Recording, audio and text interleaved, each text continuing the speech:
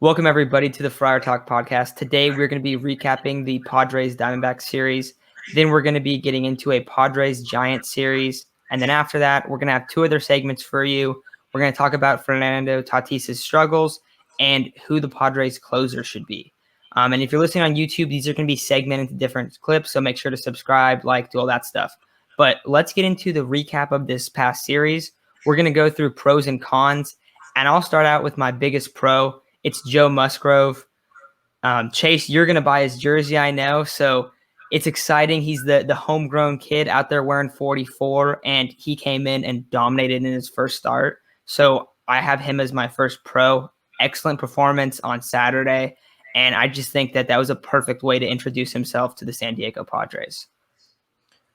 Yeah, I think he had by far, maybe not by far, Snell's not much further behind, but the best pitching performance because he was able to keep his pitch count down while being effective in the strike zone and keeping the Arizona hitters off balance. We saw he has really good stuff, and we saw he was able to dominate throughout the whole game. I think another pro that we could touch on in that game was Ryan Weathers, who threw 3 innings and looked just as dominant.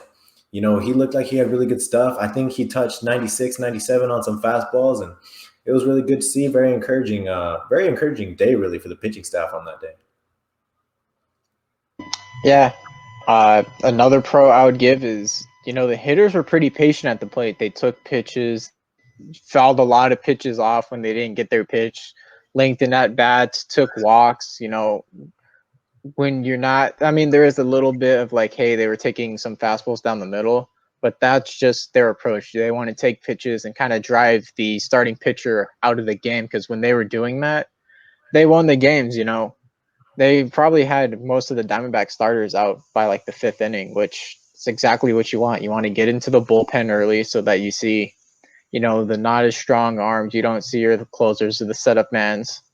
You get those weaker arms out, and the Padres can do damage on it. So I like their approach at the plate.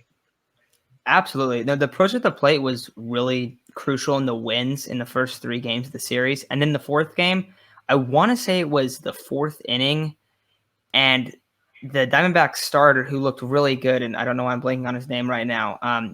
Wiedener, is that his name? Something like that. Yeah, I don't know much about him, but he looked really good, and he had pitched like 44 pitches, and it was like 4 innings and like 4 2/3 innings pitched, I think, at that point. And it was just a lot of really quick at bats. But in the previous 3 games, you saw them just taking to a lot of counts, deep counts, and that just allowed them to capitalize. And then on opening day, especially too, they go down, but they get to that bullpen a lot earlier, and then they kind of slowly chipped away, and then they had the 2 runs. Obviously, Jake Cronenworth with the big triple in that game. But going deep into the counts, that was what we saw last year too, from the start of the season, where it was like, hey, they're taking a lot more pitches, and this is very different from former Padres lineups, especially when they had guys like Manny Margot up there who they just didn't see pitches. They had guys that just really weren't drawing a lot of walks. Having the Tommy Phams, the Fernando Tatises, the Manny Machados, who all 3 of those guys haven't even really played that well up to this point, but they're still taking a ton of pitches at the top of the lineup. And then you see a Eric Hosmer, Will Myers, Jake Cronenworth, those guys really have a lot of success just because their pitchers start getting worn down a lot quicker. Another guy I'll talk about today, and Isaac, you can get into him a little bit too.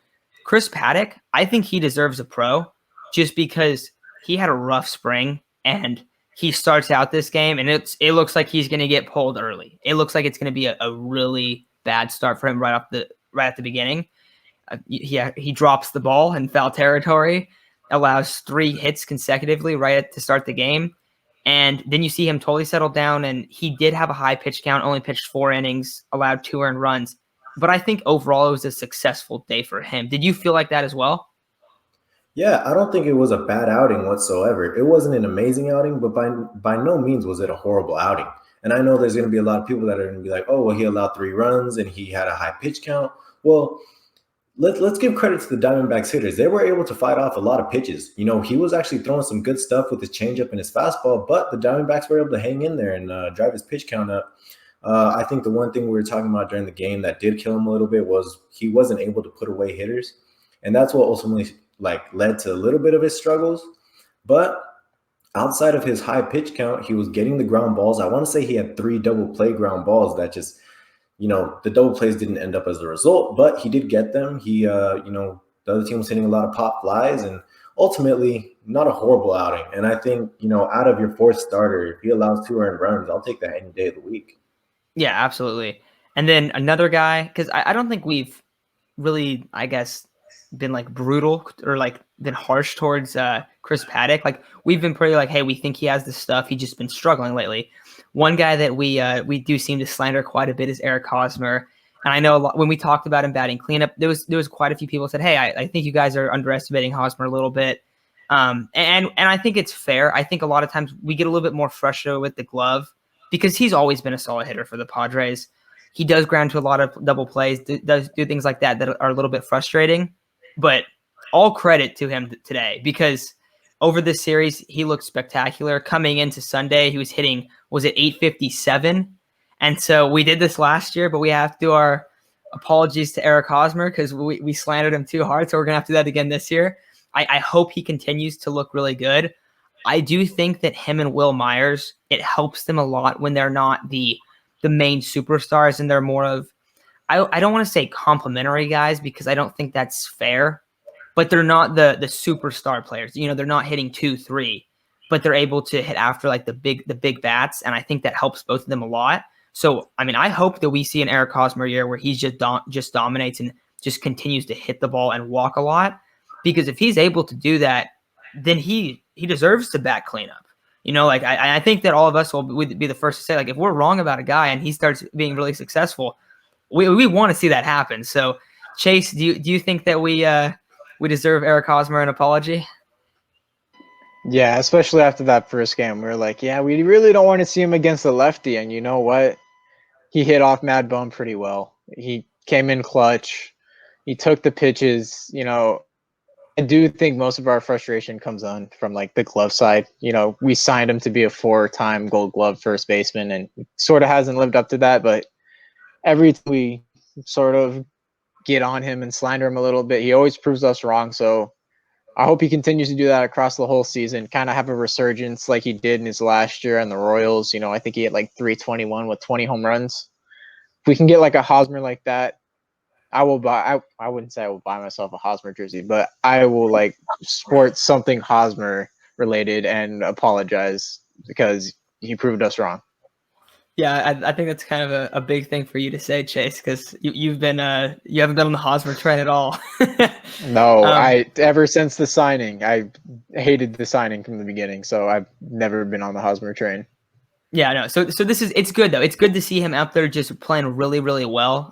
He was driving the ball super well. A lot of stuff just going into right field. A lot of times he's just cranking it early on stuff, and a lot of people like to talk about his like ability to hit all across the park. But in this series, I just felt like he was pulling the ball so well, and he just seemed his timing was great. He's driving the ball high in the air. It's not, and he had a few ground balls, but he has a pretty level swing. But he's still able to get the ball with a lot of air underneath it. So I like that. And if he continues to do that, like I said, like that's what we want to see. We want to see him. We want to be comfortable with him in the cleanup spot, which would be fantastic. The only other pro I had, like specific guys, is Jurickson Profar, who also struggled a lot in spring. And we were a little bit concerned, like, hey, is he going to be able to like come in and actually produce right away? And he's hit pretty well. I think he's hitting over 400 right now. But any other pros that you guys have before we kind of get into a couple cons that we had over this first series? I just want to quickly mention Luis Campusano.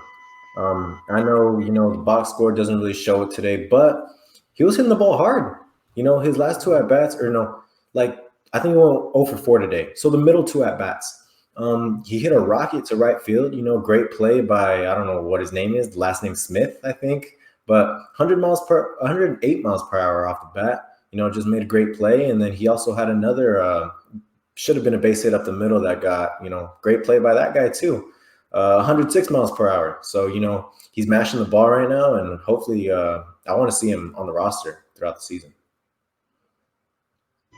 I just wanted to bring up Ha-seong Kim. He looked really solid in his debut. You know, we were saying like he might have a little trouble keeping up with the fastball, but hey, he nailed 2 fastballs into left field like rockets.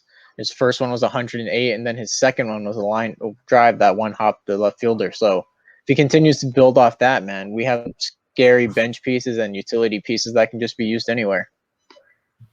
Yeah, I absolutely agree with both those guys. And 2 young players that we haven't got to see much of. So I like that you bring up both Compensano and then ha-seong Kim. Because ha-seong Kim I thought was going to struggle a lot. And we're probably going to talk about this later in the week. But he was a guy that we thought might get sent down to AAA once Trent Grisham returns. But I don't know if that's going to be the case because he's looked pretty good early on. And I think it might end up being a different guy that gets sent down. Different topic for another day. But moving on to the cons, I think the biggest one is going to be Fernando Tatis. We're going to talk about him a lot later, so I don't want to get into it. Also, just quick note, he did a good job of ending the weekend with a just absolute moonshot after he struggled for the most part. So I do like to see that. The other guys I have, Manny Machado, Yu Darvish, not concerned at all with Manny Machado. Like we saw him start out slow last year. He's a guy that once he gets into a rhythm, he becomes unstoppable. Sometimes it takes a while.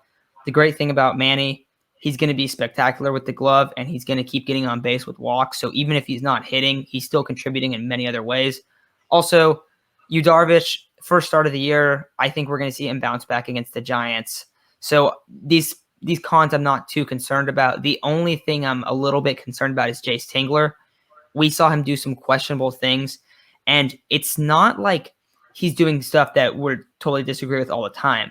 But whenever he does something that we disagree with, it always feels like, hey, why is he doing this? And then immediately it backfires. For instance, like the big one for me was the double steal, and then they steal third again. When those guys are stealing, I think in all of our heads, I can't speak 100% for you guys, but at least for me, it feels like, why are they stealing with 1 out with 2 guys? Like, what are they doing? And Hosmer's up, and then he hits a bomb right after. Like, you just lost a run right there. The other one, why is Craig Stammen going up and hitting? I did not understand. That one really frustrated with me. And the only other one that really frustrated me besides that one, because that one I was like, why is he even in? Like, are we really going to put him out another inning? Not only does he get out, but then he comes in and allows a 2-run shot the next inning. So that was not a good move right there.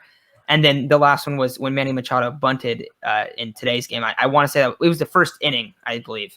And it's just like, why is Manny Machado bunting? Like, you don't do that with Manny Machado. I'm sorry, but I would rather see him swinging the bat, especially with 2 outs. So I just think that some of the questionable calls that he makes, they just immediately backfire, and that's why I've had an issue with it. But overall, the very, very positive weekend for the Padres. First time they've started out 3-0 since 1984, so I don't want to be too negative, but those were a couple of the cons we had for this first game. But Isaac, anything else you wanted to add about those? I think you pretty much nailed the cons. My biggest issue, like you said, was Craig Stammen. We saw how costly that was. You know, I think my biggest issue was taking out Blake Snell. I know there's people that are going to be like, you know, well, he was already at a high pitch count, but what's a better way to start your debut than with a W? You know, he took him out against a guy that already had struck out twice. And if he would have struck him out again or just gotten out in general, that's his W. And I don't know. I felt like he deserved the W. Other than that, though, the Machado bunt was definitely, it was weird. I don't know what the heck happened there. But yeah, that's all I got. Yeah, I agree. I didn't think he should have took out Snell at all. He was at 86 pitches, which it's not too high for like an opening day game. You let Darvish kind of struggle out there until he got to like 93 to 94 pitches, and then he took him out. So why couldn't you let Snell get at least one last chance to, you know, finish his 5 innings so that he can qualify for a dub? He had 0 earned runs. He had like 8 strikeouts. Like Isaac said, the guy struck out twice against him. Give him that guy. And if he walks him, okay, then take him out. He's probably lost a little mind. You know, you usually want to trust your starter to go 5, and I just don't want the Padres do to Blake Snell what the Rays did, and that's kind of what Tingler did. You know, he was standing there. He's like, guys, is Tingler really taking me out? Is he really doing what Kevin Cash did to me in the World Series?